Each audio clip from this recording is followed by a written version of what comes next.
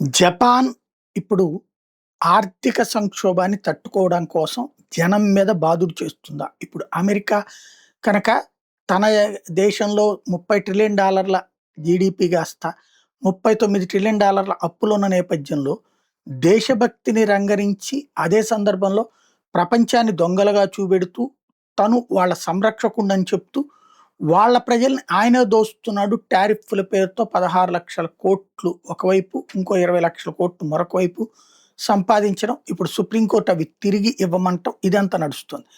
ఇదే సందర్భంలో అమెరికా ఇంపాక్ట్‌తో వివిధ దేశాలు ఆర్థిక సంక్షోభపడుతున్నాయి. అందులో జపాన్ కూడా ఒకటి. Japan chief former bank of Japan chief ఇప్పుడు ఏం పిలుస్తున్నారంటే 1% జపాన్ రేట్ హైక్స్ చేయాలా? లేకపోతే గనక పెద్ద దెబ్బతింటారు. మార్కెట్స్ బాగా పెద్ద ఎత్తున కొలాప్స్ అవుతున్నాయి. ఇవన్నిటిని జాగ్రత్తగా చూసుకోవాలన్నటువంటి పాయింట్ చెప్పుకొస్తున్నారు.